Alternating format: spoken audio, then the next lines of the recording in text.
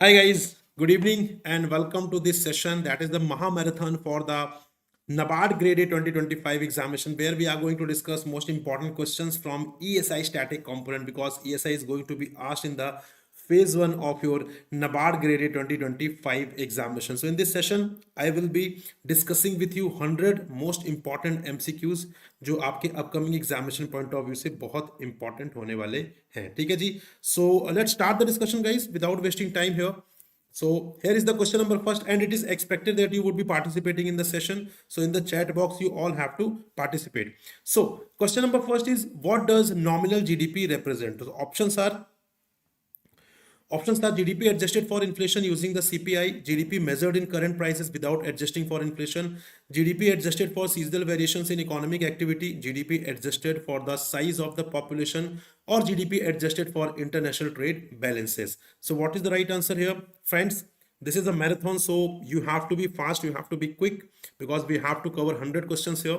Okay, so tell me what is the right answer? So right answer will be option number B, that is GDP measured in current prices without adjusting for inflation. Got it?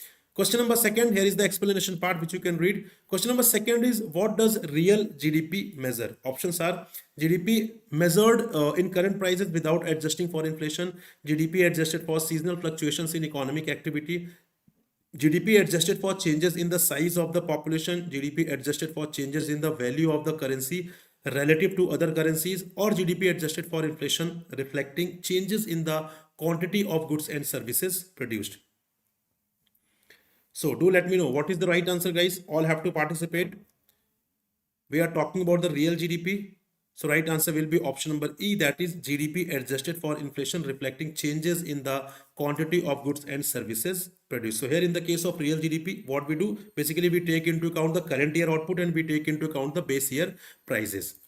Question number third is, what does per capita income represent? Options are the total income earned by a country's government, the average income earned per person in a household, the income earned by a country's labor force, the total income earned by a country's residents divided by its population, or the income earned by a country's businesses.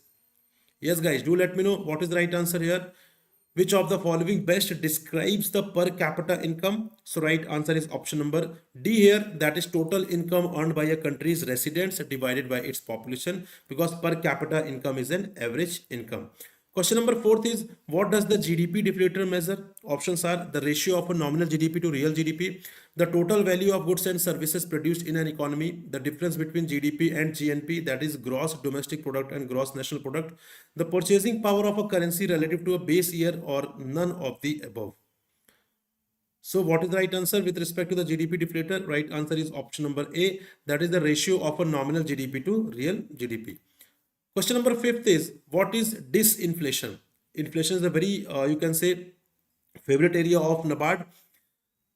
So question is, what is disinflation? Options are a decrease in the general price level of goods and services, an increase in the general price level of goods and services at a faster rate, a decrease in the rate of inflation, an increase in the general price level of goods and services at a slower rate, a situation where inflation is accelerating. So tell me, what is disinflation? Don't be confused with deflation. So options are, right answer is option number C, that is decrease in the rate of inflation. Suppose inflation earlier was 6%, now it is going down to 4%, which means this is a decrease in the rate of inflation, and this phenomena is known as disinflation, right? Inflation is still there, but now the rate has decreased. So that is why it is a disinflation. Question number 6 is, which of the following best describes deflation? Options are a decrease in the general price level of goods and services, a decrease in the rate of inflation, an increase in the general price level of goods and services, an increase in the rate of inflation, or a constant price level of goods and services over time. Yes, tell me what is the right answer here. So right answer is option number A, that is a decrease in the general price level of goods and services. So this is completely opposite to the inflation. In inflation, what we do, we take into account the increase in the general price level of goods and services, and here we track the decrease in the general price level of goods and services. Question number 7 is, what is skewflation? Options are a general decrease in the price level of goods and services across the economy, an increase in the general price level of goods and services across the economy, an increase in the prices of some goods and services while the prices of others remain stable or decrease, A decrease in the rate of inflation, a situation where inflation is uniformly distributed across all sectors of the economy. So tell me which of the following statement best defines skewflation. So right answer is option number C, that is an increase in the prices of some goods and services while the prices of others remain stable or decrease. Question number 8. Which of the following best describes reflation? Options are a general decrease in the price level of goods and services across the economy, an increase in the general price level of goods and services across the economy, an increase in the prices of some goods and services while the prices of others remain stable or decrease, a government policy aimed at increasing the level of output and inflation to counteract deflationary pressures, and a situation where inflation is uniformly distributed across all sectors of the economy. So right answer is option number D, that is a government policy aimed at increasing the level of output and inflation to counteract deflationary pressures. Question number 9 is what is stagflation? Options are a period of high inflation combined with high unemployment and stagnant demand in a country's economy. A period of high economic growth and low inflation at low unemployment. A period of deflation with high economic growth and low unemployment. A period of moderate inflation with high economic growth and low unemployment, or a period of low inflation combined with low unemployment and strong demand in a country's economy. So yes guys, which of the following is correct here? Do let me know. What is the right answer here? So right answer for question number 9 is option number A. Guys, you all have to participate in the chat box. So option number A is saying that a period of high inflation combined with high unemployment and stagnant demand in a country's economy. Question number 10th is which of the following best describes the effect of inflation on lenders and borrowers? Options are lenders benefit and borrowers suffer, borrowers benefit and lenders suffer, both lenders and borrowers benefit equally, neither lenders nor borrowers are affected, or the effect on lenders and borrowers is unpredictable. Yes. So what is the right answer guys? Right answer is option number B, that is borrowers benefit and lenders suffer. Question number 11, how does the cash reserve ratio help in controlling inflation? Options are by increasing government spending, by reducing interest rates, by lowering import duties, by increasing the amount of money banks must hold in reserve, or by subsidizing exports. So right answer is option number D, that is by increasing the amount of money banks must hold in reserve. Question number 12 is how can the cash reserve ratio help in boosting growth?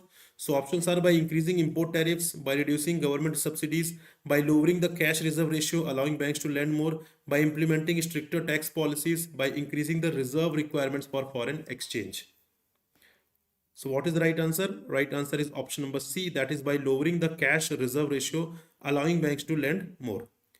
Question number 13th is how can the statutory liquidity ratio help in controlling inflation? Options are by reducing import tariffs, by increasing government spending, by lowering the interest rates on saving accounts, by requiring banks to hold a higher percentage of their deposits in liquid assets, or by increasing the number of bank branches. So which one will be correct? Option number D will be correct, by requiring banks to hold a higher percentage of their deposits in liquid assets. Question number 14th is what is repo, that is repurchase option in the context of banking? Options are a long-term loan given by commercial banks to the government, a tool used by banks to invest in foreign exchange markets, a collateralized lending arrangement where banks borrow money from the RBI by selling securities with an agreement to repurchase them, a method used by RBI to control the exchange rate of the rupee, a fixed deposit scheme offered by the commercial bank to their customers. So which is correct? Right answer is option number C, that is a collateralized lending arrangement where banks borrow money from the RBI by selling securities with an agreement to repurchase them is known as repo. Ria is saying option number C. Yes, correct Ria, you have given the right answer. Option number C is the right answer. Question number 15th is what does the high repo rate signal in the context of banking? Options are banks will have more funds available for lending, banks will reduce interest rates on loans, access to money is expensive for banks leading to lesser credit flow into the system, banks will increase their investment in foreign assets, or banks will decrease their reserve requirements. So which one is the correct one? Do let me know guys in the chat box. high repo rate signal in the context of banking? Right answer is option number C. That is access to money is expensive for banks. Why? Because repo rate is increasing now. So access to money will become expensive for the banks, leading to lesser credit flow into the system. Yes, Riya is saying option number C. Yes, Riya, correct. Option number C is the right answer. Question number 16th is, what does the high reverse repo rate imply for banks? Options are, banks will only lend money to borrowers. Banks will only park their money with the RBI. Banks will not park their money with the RBI. Banks may either park their money with RBI or lend at a higher rate to borrowers. Banks will reduce their overall lending activities. Now we are talking about the high reverse repo rate. So tell me guys, what is the right explanation according to you? So right answer is option number D. That is, bank may either park their money with the RBI or lend at a higher rate to borrowers, because ultimately that will be the bank's choice, because now RBI is also offering a high interest rate, and similarly a bank can also get a higher interest rate from the customer itself. So that is up to the bank where bank wants to park their fund, right? Yes, Riya is saying option number D. Yes, Riya, option number D is the right answer. Question number 17th, which of the following statements correctly describes the positioning of the MSF marginal standing facility in the interest rate corridor set by the Reserve Bank of India? Options are, MSF represents the lower band of the interest corridor with repo rate at the middle and the standing deposit facility as the upper band. MSF represents the upper band of the interest corridor with the repo rate at the middle and the standing deposit facility as the lower band. MSF represents the middle band of the interest corridor with the repo rate as the upper band and the SDF as the lower band. MSF is not the part of interest corridor and is independent of the repo rate and standing deposit facility. MSF represents both the upper and the lower bands of interest corridor with repo rate as the middle band. Yes, tell me. What is the right answer, guys, according to you? Right answer will be option number B. That is, MSF represents the upper band of the interest corridor with the repo rate at the middle and the standing deposit facility as the lower band. Question number 18th is, what is the effect of RBI purchasing securities on the economy as a part of open market operations? Please mention the question number, Ria. Right, it is my humble request. Kindly mention the question number in the chat box so that I don't get confused. Now, question is, what is the effect of RBI purchasing securities on the economy as a part of open market operations? Options are, it reduces the money supply and decreasing demand in the economy. It increases the money supply, leading to more demand and potentially higher economic growth. It stabilizes the money supply without affecting demand or economic growth. It only affects the interest rates without altering the overall money supply. It leads to decrease in economic growth by withdrawing money from the market. So what do you think? If RBI is purchasing the government securities as a part of open market operation, what will happen? So Ria is saying option number A. Option number B will be the right answer, because ultimately if RBI purchasing, then in consideration, what RBI will do? RBI will inject the liquidity, right? So that will increase the money supply. Yes, when we purchase something, we give money in consideration, right? So the same RBI will do. If RBI is purchasing, RBI will inject the liquidity in the system. That will lead to more demand and that will lead to potential higher economic growth. Question number 19th is, which of the following actions represents an expansionary monetary policy in India? Options are, increasing the CRR, selling the government bonds in the open market, increasing the SLR, reducing the repo rate, or increasing the marginal standing facility rate. Yes. So which of the following action represents an expansionary monetary policy? Everyone, right answer is option number D, that is reducing the repo rate. All other options are basically they all are associated with the contractionary monetary policy. Got it? Question number 20th is, which of the following is a component of contractionary monetary policy used by RBI to reduce inflation? Options are, decrease the repo rate, purchasing government securities, reducing the reserve ratio, that is CRR, SLR, increasing the repo rate, and lowering interest rates. Yes, Ria, you have given the right answer for question number 19th. For question number 20th, do let me know, guys, we are talking about the contractionary monetary policy. So right answer will be option number D, that is increasing the repo rate. Got it? Question number 21st, which of the following accurately describes the components and functions of the liquidity adjustment facility corridor? Options are, LAF corridor consists of the SDF, repo rate, and cash reserve ratio. LAF corridor includes the repo rate, marginal standing facility, and reverse repo rate. LAF corridor is made up of the SDF, repo rate, marginal standing facility. LAF corridor includes SDF, MSF, SLR, or LAF corridor is composed of the repo rate, reverse repo rate, and the SLR. So which one is correct here?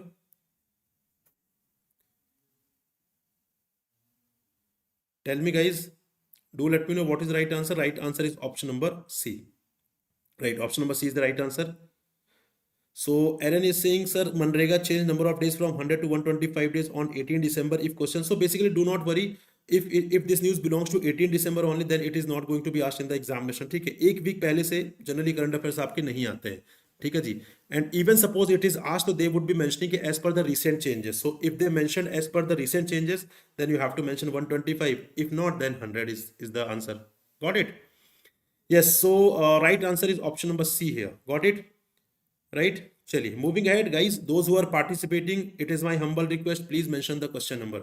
Question number 22nd is, what is the primary tool of what is the primary tool in the RBI's monetary and credit policy? Options are repo rate, SLR, CRR, bank rate और marginal standing facility. तो यहाँ पे primary tool क्या है? Primary tool is the repo rate, right? So A is the right answer. Repo rate is the primary tool here. Question number 23rd, which of the following correctly defines net factor income from abroad in the context of national income accounting? So options are the total income earned by domestic factors of production within the domestic economy, the difference between gross national income and gross domestic product, the net income earned by domestic factors of production from investments abroad minus the income earned by foreign factors of production within the domestic economy, the difference between exports and imports of goods and services, or the total income earned by foreign nationals working within the domestic economy. So what is the right answer, guys? Everyone, please do mention the question number, and it is my humble request, do participate so that you can gain something out of this session. Yes, guys, everyone, please do mention the question number. So option number C is the right answer. Here Praj is saying option number C. So yes, option number C is the right answer. Madhvi, you have also given the right answer. Moving on to question number 24th, which of the following best describes depreciation? Options are the increase in the value of an asset over time due to market conditions, the amount by which a company's profit decreases due to taxes, the allocation of the cost of a tangible asset over its useful life, the total market value of all final goods and services produced within a country, or the financial benefit received from holding an asset over time. Guys, those who are participating, please do participate mentioning the question number here in the chat box so that I don't get confused. So right answer is option number C. That is the allocation of the cost of a tangible asset over its useful life. Question number 25th is, what is the typical effect of a decrease in the money supply on inflation? Options are inflation increases because of goods become more expensive. Inflation decreases because there is less money to chase the same amount of goods. Inflation remains unaffected by changes in the money supply. Inflation decreases because interest rates fall, or inflation increases because the supply of goods and services contracts. So what is the correct explanation here for question number 25th? Do let me know. Yes, guys, what is the right answer? So right answer is option number B, that is inflation decreases because there is less money to chase the same amount of goods, right? Question number 26th, what is hyperinflation? Options are a period of slow and steady increase in the general price level of goods and services, a period of deflation where the general price level of goods and services decreases, a period of very high and typically accelerating inflation, a period of moderate inflation accompanied by high economic growth, or a period of high inflation, high unemployment and low inflation. So what is the correct explanation for question number 26? So right answer is option number C. That is a period of very high and typically accelerating inflation. Question number 27th is, what does it mean when a small economy pegs its currency to a major currency or a basket of currencies? Options are, the currency value is allowed to fluctuate freely based on the market demand and supply. The currency is tied to the value of a gold and adjusted periodically. The currency's value is fixed relative to a major currency or a basket of currencies, and the government intervenes to maintain this fixed rate. The currency is adjusted daily based on international trade balances, and the currency's value is determined by the purchasing power parity method. So what is the right answer? Right answer is option number C. That is the currency's value is fixed relative to major currency or a basket of currencies, and the government intervenes to maintain this fixed rate. Question number 28 is, in a flexible exchange rate system, what is the likely effects on external value of a currency if there is a balance of payments deficit? Options are, the external value of the currency would tend to fall, the external value of the currency would tend to rise, the injections from trade are greater than the withdrawals, aggregate demand is increasing, or none of the above. Yes, so Madhvi and Praj, you both have given the right answer for question number 27th. Now we are discussing question number 28. So right answer of this question is option number A. That is the external value of the currency would tend to fall. Question number 29th, what does the balance of payments deficits indicate? Options are the country has net inflow of payments with more money coming in for exports, transfers or investment than going out. The balance of payment is exactly zero, indicating that inflows and outflows are perfectly balanced. The country has a net outflow of payments with more money going out for imports, transfers or investments than coming in. The country is experiencing a trade surplus with exports exceeding imports. The government is reducing its foreign debt to improve its financial position. So what is the right answer? Right answer is option number C. That is the country has a net outflow of payment with more money going out for imports, transfers or investment than coming in. Yes.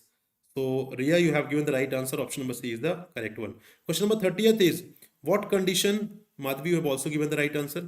Question number 30th is what condition leads to a deficit balance of trade or trade deficit? Options are when a country's export of goods exceed its import of goods, when a country's import of goods are equal to its export of goods, when a country's import of goods exceeds its export of goods, when a country's total financial transactions with the rest of the world are balanced, when a country's exports of services exceed its import of services. So what is the right answer, guys? Right answer is option number C. That is when country's import of goods exceed its export of goods, then it is known as balance of trade, or that is deficit balance of trade or trade deficit. Yes, C is the right answer, not the B. So yes, Ria, you have given the right answer. Question number 31st is what does the budget deficit indicate? So options are government revenue is higher than government expenses exceed government revenue and expenses are equal, government expenses are covered by foreign aid, or government revenue is used for repaying previous debts. So what is the right answer? Option number B is the right answer. That is government expenses exceed government revenue. That is known as budget deficit. Question number 32. Which of the following is not an example of developmental expenditure? Options are grants to states, developing infrastructure projects, defense expenditure, developing railways, or none of the above. So we are talking about which of the following is not an example of developmental expenditure. So right answer is option number C. That is no, this is option number A will be the right answer, not the C, right? We are talking about not the developmental expenditure. So grants to state is not a developmental expenditure. Hence option number A will be the right answer here. Question number 33, which of the following best describes a subsidy? So options are a mandatory fee imposed by the government on goods and services, a benefit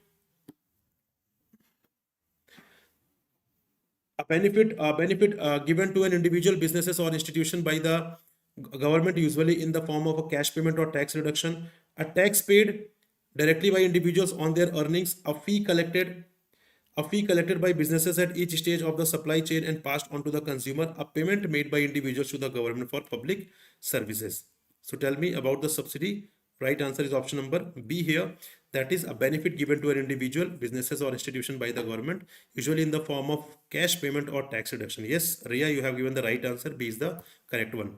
Question number 34 is which of the following terms is synonymous with contractionary monetary policy? Options are loose monetary policy, accommodative monetary policy, expansionary monetary policy, hawkish monetary policy, or easy monetary money policy. So right answer is option number D, that is hawkish monetary policy. Yes, Madhavi, you have also given the right answer for question number 33rd. Question number 35th is what is the effect of RBI selling securities on the economy? Options are it increases the money supply. It increases the money supply leading to more demand and higher prices. It decreases the money supply leading to less demand and potentially lowering prices. It stabilizes the money supply without affecting demand or prices. It only affects interest rates without altering the overall money supply. It increases the demand for money leading to higher economic growth. So what is the right answer for question number 35? So right answer is option number B, that is it decreases the money supply leading to less demand and potentially lowering prices. Yes, option number B is the right answer. Ria, you have given the correct one. Question number 36 is what does the depreciation of domestic currency like the rupee in terms of a foreign currency like the dollar imply? Options are: the value of domestic currency has increased relative to the foreign currency. The exchange rate has decreased, making the domestic currency more valuable in terms of the foreign currency. The price of the foreign currency in terms of the domestic currency has increased. The value of the foreign currency has fallen, making it cheaper to buy with the domestic currency. The exchange rate remains unchanged, and there is no impact on the value of the domestic currency relative to the foreign currency. Yes, Madhavi, you have also given the right answer for question number 35th. So right answer of 36th is option number C, that is the price of foreign currency in terms of domestic currency has increased. So we call it a depreciation of the domestic currency. Question number 37th is, what does appreciation mean in a flexible exchange rate regime? Options are: the price of the domestic currency decreases in the terms of foreign currency.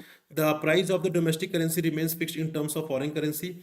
The domestic currency is devalued by the central bank to boost exports.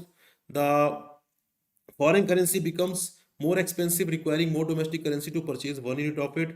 The price of the domestic currency increases in terms of foreign currency, meaning fewer units of domestic currency are needed to buy 1 unit of foreign currency. Yes, you all have given the right answer for question number 36, guys. Now 37th is saying about the appreciation. So right answer is option number E. That is the price of the domestic currency increases in terms of foreign currency, meaning fewer units of domestic currency are needed to buy 1 unit of foreign currency, right? So yes, Ria, you have given the right answer for question number 37th. 38th is, what step can RBI take to control excessive depreciation of the Indian rupee against the US dollar? So options are increase the supply of Indian rupees in the market, reduce the supply of US dollars in the market, increase interest rates to attract more foreign investments, start supplying US dollars in the market to increase their supply and reduce the exchange rate, impose capital controls to restrict the outflow of foreign currency. Yes, Ria, Madhavi, Praj, you all have given right answer for question number 37th. So right answer for question number 38th is option number D, that is start supplying US dollars in the market to increase their supply and reduce the exchange rate. Yes, Ria, you have given the right answer. Question number 39th is, how does currency appreciation and depreciation impact a country's exports and imports? Options are: appreciation encourages exports and imports. Depreciation discourages both exports and imports. Appreciation discourages exports and encourages imports, while depreciation encourages exports and discourages imports. Appreciation encourages exports and discourages imports, while depreciation discourages exports and encourages imports. Neither appreciation nor depreciation has any impact on exports and imports. So what is the correct one? Right answer is option number C, that is appreciation discourages exports and encourages imports, while depreciation encourages exports and discourages import. Yes. So right answer is option number C here. Ria, you have given the right answer. Question number 40th is, how does currency devaluation and revaluation impact a country's exports and imports? So options are: devaluation encourages export and imports, revaluation encourages both exports and imports, devaluation discourages exports and encourages imports, while revaluation encourages exports and discourages imports. Devaluation encourages exports and discourages imports, while revaluation discourages exports and encourages imports. Devaluation has no impact on exports, while revaluation only impacts imports. So tell me, what is the right answer, guys? Option number D is the right answer here. Okay, option number D is the right answer. That is, devaluation encourages exports and discourages imports, while revaluation discourages exports and encourages imports. Question number 41 is, what does the nominal exchange rate represent?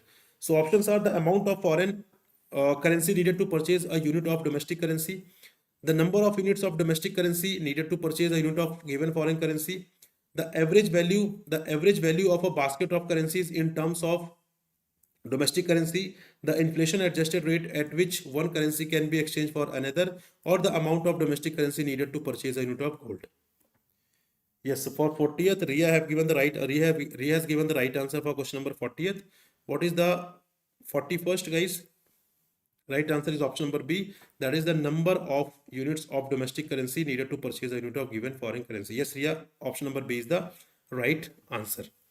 Question number 42nd is, what does the real exchange rate indicate? Option is the number of units of domestic currency needed to purchase 1 unit of a foreign currency, the average exchange rate over a specific period adjusted for market volatility.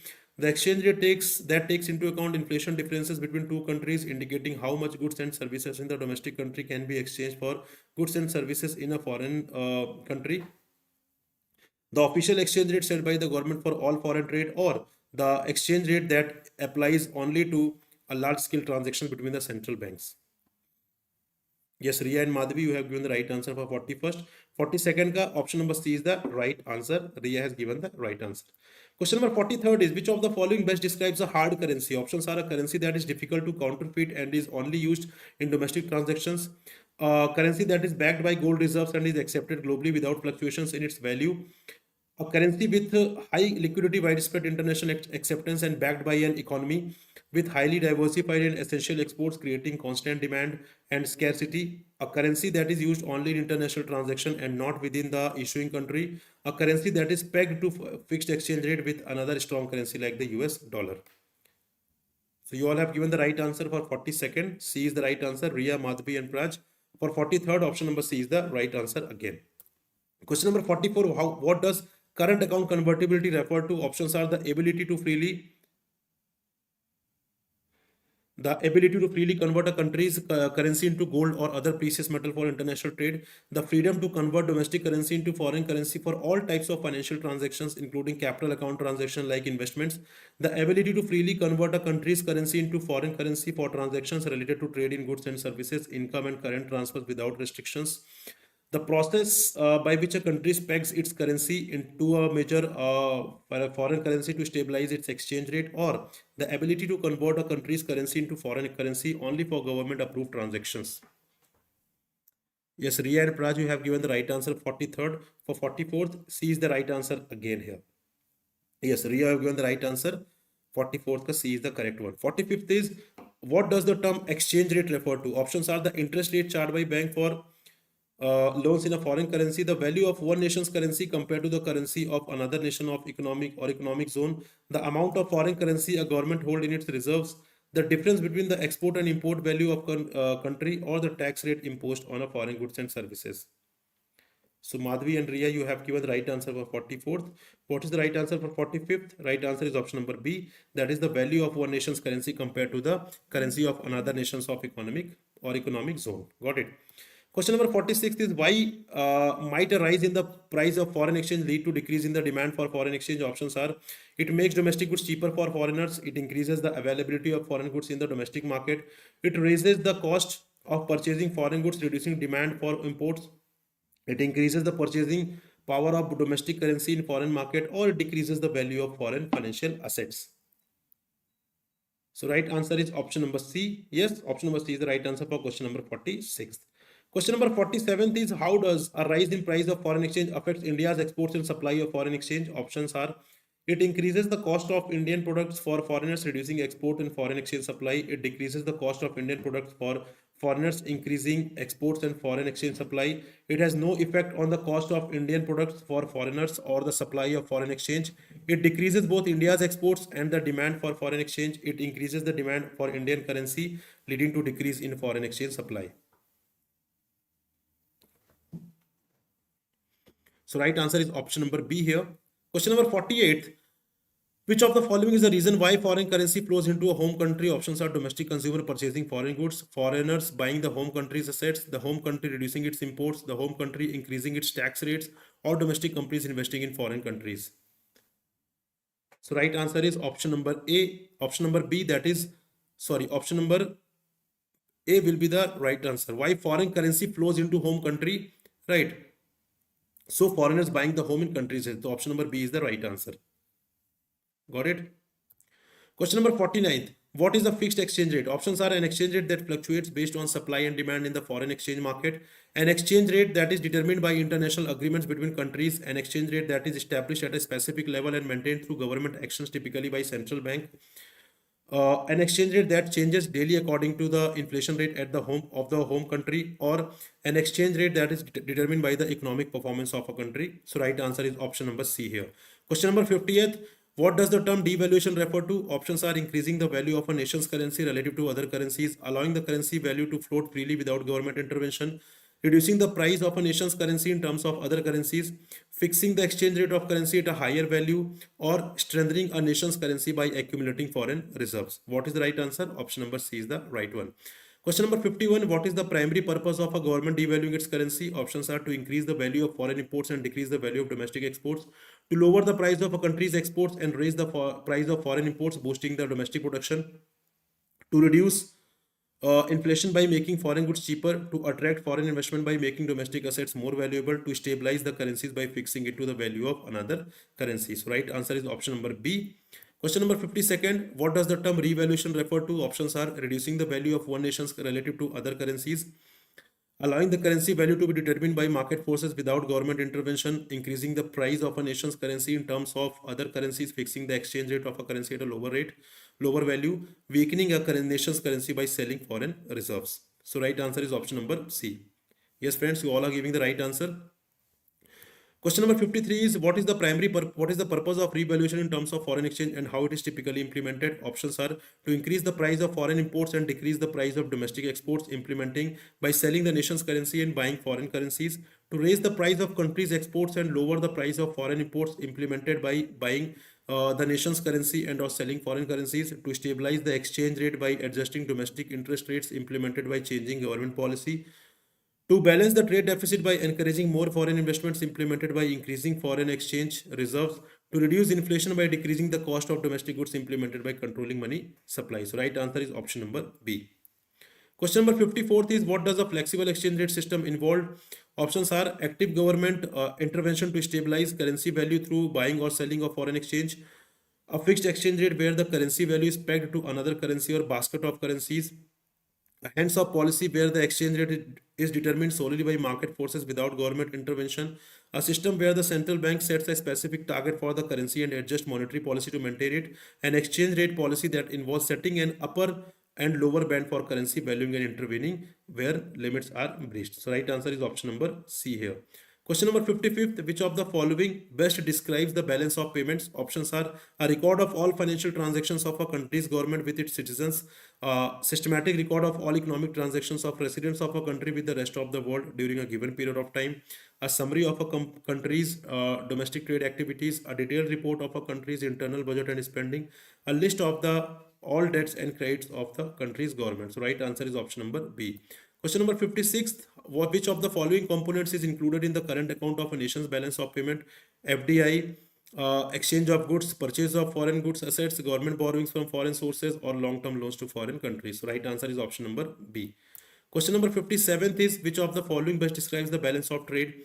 Options are the difference between the value of a country's total exports and total imports of goods and services in a given period, the total value of all financial transactions between a country and the rest of the world in a given period, the difference between the value of exports and value of imports of goods of a country in a given period of time, the sum of all monetary gifts and transfer payments to and from other nations, or the record of country's government borrowing from foreign sources. Right answer is option number C here. Question number 58 is when is the balance of trade said to be in balance? Options are when the value of country's export of goods exceeds its import of goods, when the value of country's import of goods exceeds its exports of goods, when the value of a country's exports of goods is equal to its imports of goods, when the value of a country's exports and imports of services are equal, when the value of a country's total financial transactions with the rest of the world are equal. So right answer is option number C here. When the value of country's exports of goods is equal to import of goods. Yes, Madhavi, you have given the right answer. Question number 59th is what condition leads to a surplus balance of trade or trade surplus? Options are when a country's imports of goods exceed its export of goods, when a country's export of goods are equal to its import of goods, when a country's export of goods exceed its import of goods, when a country's total financial transactions with the rest of the world are balanced, when a country's import of services exceeds its export of services. So right answer is option number C here. Yes, Madhavi, you have given the right answer. Question number 60th is what does the term net invisible refer to in the context of a country's economy? Options are the difference between the value of physical goods exported and imported, the total value of all services and income received from abroad, the difference between the value of exports and imports of physical goods, the difference between the value of export and imports of services, income and transfers, the total value of foreign direct investment in a country. So right answer is option number D. Question number 61st, what does the capital account track in a country's balance of payments? Options are the exchange of goods and services between countries, the flow of remittances and foreign aid into a country, all overseas asset transactions such as cash, stocks, bond and government debt, the balance of trade between export and imports, or the allocation of government budget and spending. So right answer is option number C. Question number 62nd, what does the surplus in the capital account indicate? Options are capital outflows exceed capital inflows leading to a deficit, capital outflows exceed capital inflows leading to a this option is getting repeated here, right? Capital inflows are greater than capital outflows, resulting in a surplus. The government's revenue exceeds its expenditure, or the central bank has increased its interest rates to control inflation. So right answer is option number C here. Question number 63rd. What does the balance of payment surplus indicate? Options are the country has a net inflow of payment with more money going out for imports, transfer, or investment than coming in. The balance of payment is exactly zero, indicating that inflows and outflows are perfectly balanced. The country has a net inflow of payment with more money coming in for exports, transfers, or investment than going out. The country is experiencing a trade deficit with imports exceeding exports, or none of the above. So option number C is the right one. Question number 64. A government budget is said to be a balanced budget if which of the following condition is met? Options are estimated government expenditure exceeds expected government receipts. Expected government receipts exceed estimated government expenditure. Estimated government expenditure is equal to expected government receipts. There is no government borrowing in the financial year, or the government achieves a surplus in its fiscal operations. So right answer is option number C. Question number 65th. A government budget is said to be a surplus budget if which of the following condition is met? Expected government revenue are less than estimated government expenditure. Estimated government expenditure exceeds expected government revenues. Expected government revenues equal estimated government expenditure.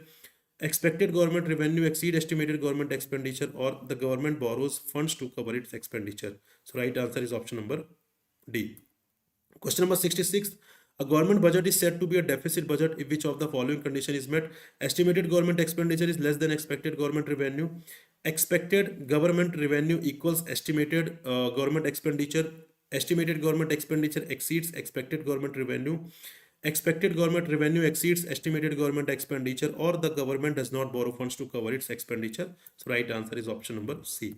Question number 67 is what is zero-based budgeting? Options are allocating resources based on historical spending levels, allocating resources based on the previous borrowings budget with incremental adjustments, allocating resources to agencies based on periodic reevaluation of all programs, justifying the continuance or termination of each from a hypothetical zero base, allocating resources solely based on the current economic conditions, or allocating resources by dividing the total budget equally among all persons. So right answer is option number C. Yes, Madhavi, well done. You are attempting all the answers correctly. Question number 68. What is the primary focus of gender budgeting? Options are allocation of resources based solely on population demographics, reducing overall government expenditure, ensuring that all government programs and schemes are gender sensitive from formulation to follow-up corrective action, implementing economic policies to increase GDP growth, auditing financial statements of a private corporation. So right answer is option number C. Question number 69. What does a revenue deficit indicate? Options are the government's total expenditure exceeds its total receipts.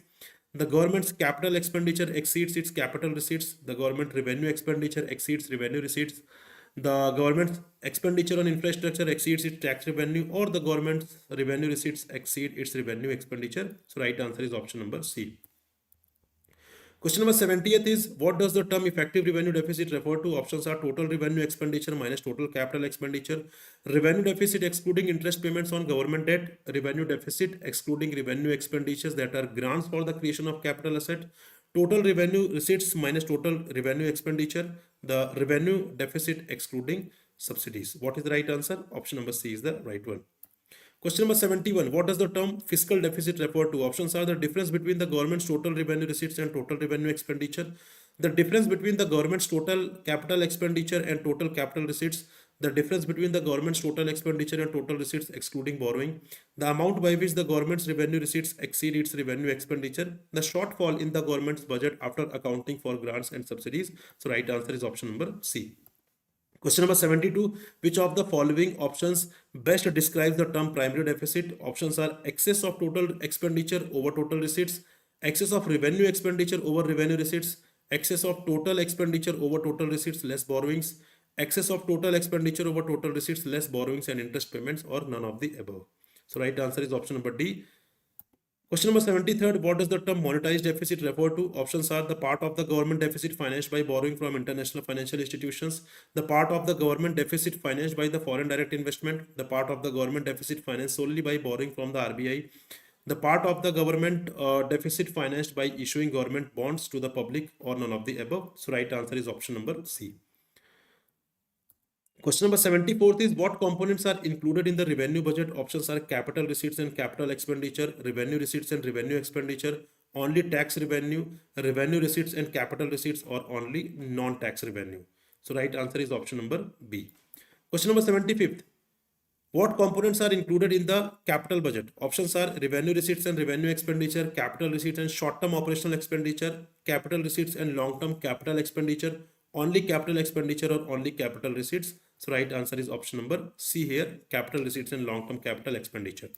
Question number 76 is Question number 76. Which of the following best describes capital receipts? Options are receipts that neither create liability nor reduce assets, receipts that create liability or reduce assets, receipts that only increase government income through taxation, receipts that are generated from day-to-day operations of the government, or receipts that exclusively come from foreign aid. So right answer is option number B here. Yes, Madhvi, you are giving the right answer here. Question number 77. Which of the following best describes revenue receipts? Options are receipts that create liability for government, receipts that reduce government assets, receipts that neither create liability nor reduce assets, receipts that are generated from the sale of government assets, or receipts that exclusively come from borrowing. So right answer is option number C here. Question number 78 is Question number 78. Which of the following is not an example of revenue receipt? Sale proceeds of goods, interest received, commission received, rent received, or sale of long-term assets. So right answer is option number E. Question number 79 is which of the following is an example of non-tax revenue receipts? Options are income tax, corporate tax, sales tax, profit and dividend, custom duty. So right answer is option number D here, that is profits and dividends. Question number 80th, which of the following is an example of capital receipt? Options are interest receipt on investment, sale proceeds of fixed assets, revenue from the sale of goods, commission received, or rent received from property. Right answer is option number B. Question number 81st is which of the following best describes revenue expenditure? Options are one-time expenses incurred for the acquisition of a fixed asset, ongoing operating expenses necessary for running a product, business, or system, investments made in financial markets to generate future income, funds allocated for the repayment of long-term debt, or money spent on research and development for new products. So right answer is option number B. Question number 82, which of the following best describes capital expenditure? Option is small recurring expenses necessary for daily operations, ongoing maintenance cost for existing assets, one-time large purchase of fixed assets that will be used for revenue generation over a longer period, funds allocated for short-term projects and inventory, or money spent on advertising and promotional activities. So option number C is the right answer. Question number 83, which of the following best describes a progressive taxation system? Options are everyone pays the same fixed percentage of their income in taxes, higher income earners pay a lower percentage of their income in taxes, the proportion of income paid in taxes decreases as income increases, the proportion of income paid in taxes is the same for all income levels, or the proportion of income paid in taxes is greater for higher income levels. So option number E is the right option number E is the right answer. Question number 84th. Yes, Madhvi, you have given the right answer. Question number 84th is which of the following best describes a regressive taxation system? Options are everyone pays the same fixed percentage of their income in taxes, higher income earners pay a higher percentage of their income in taxes, the proportion of income paid in taxes decrease as income increases, the proportion of income paid in taxes is the same for all income levels, the proportion of income paid in taxes is greater for higher income levels. Right answer is option number C. Question number 85th is which of the following action is an example of expansionary fiscal policy? Options are increasing interest rates, reducing government spending, increasing taxes, lowering taxes, and increasing government spending, or implementing stricter budget cuts. So right answer is option number D here. Question number 86 is which of the following action is example of contractionary fiscal policy? Options are lowering interest rates and increasing government spending, reducing taxes and increasing government spending, raising taxes and cutting government spending, lowering taxes and cutting government spending, or none of the above. So option number C is the right one. Question number 87th, in the context of economic recession, which of the above actions can be considered a part of the fiscal stimulus package? Cutting the tax rates, increasing the government spending, increasing the subsidies, all of the above, or none of the above. So option number D is the right answer. Question number 88, which of the following best describes a direct tax? So a tax that is added to the price of goods and services at the point of sale, a tax paid directly by an individual or organization to the government, a tax that is paid by consumers but collected by businesses, a tax on imports and exports, or a tax on the production and sale of specific goods. So right answer is option number B. Question number 89th, which of the following is an example of direct tax? Sales tax, value added tax, income tax, excise duty, import duty. So right answer is option number C. Question number 90th is, which of the following best describes an indirect tax? Options are a tax paid directly by an individual to the government, a tax paid on the income or assets of individuals or organizations, a tax collected by an entity in the supply chain and passed on to the consumer, a tax paid directly by the corporations on their profits, or a tax on inherited wealth. So right answer is option number C. Question number 91st is, which of the following is the best example of an indirect tax in the present times? Income tax, corporate tax, property tax, GST or estate tax. So GST is the right answer. Question number 92nd, which of the following best describes proportional taxation? Options are a tax where the rate increases as income increases, a tax where the rate decreases as income increases, a tax where everyone pays the same percentage of their income regardless of their income level, a tax that is paid by businesses on their profits, or tax imposed on the value of inherited assets. So right answer is option number C. Question number 93rd is, what is the primary purpose of the market stabilization scheme implemented by the RBI? Options are to boost industrial production, to increase foreign exchange reserves, to withdraw excess liquidity by selling government securities, to provide subsidies to agricultural sectors, to regulate stock market activities. So right answer is option number C. Question number 94th, what is the likely effect on interest rates when the RBI issues market stabilization bonds to absorb excess liquidity? Options are interest rate decrease, interest rates remain unchanged, interest rates increase, interest rates become volatile, or interest rates depend on foreign exchange reserve. So right answer is option number C. Question number 95th, what is the primary purpose of the credit rationing tool in monetary policy? Options are to increase government spending, to control the amount of credit available to specific sectors, to lower interest rates, to stabilize foreign exchange rate, or to regulate stock market activities. So right answer is option number B. Question number 96 is, what does the loan to value ratio represent in the context of loans and collateral? So options are the interest rate applied to a loan, the amount of loan given against the borrower's annual income, the percentage of the loan amount relative to the fixed value of the collateral, the time period for loan repayment, the fees charged by the lender for processing the loan. So right answer is option number C. Question number 97, how does the Reserve Bank of India use the loan to value ratio to control credit during periods of inflation and deflation? So options are, during inflation, RBI raises the LTV ratio, during deflation it lowers the LTV ratio. During inflation, RBI lowers the LTV ratio, during deflation it raises the LTV ratio. During both inflation and deflation, RBI keeps the LTV ratio constant. During inflation, RBI raises the LTV ratio, during deflation it keeps the LTV ratio unchanged. During inflation, RBI keeps the LTV ratio unchanged. During deflation, it lowers the LTV ratio. So what is the right answer? Option number B is the right answer. Question number 98. What is the primary objective of priority sector lending in India? Options are to maximize bank profits, to ensure that certain sectors receive adequate and timely credit, to regulate interest rates for all loans, to support only large scale industries, to manage foreign exchange reserves. So right answer is option number B. Question number 99th, which of the following sectors is included under the priority sector lending categories in India? Options are luxury housing, automobiles, export credit, real estate development, private equity. So right answer is option number C.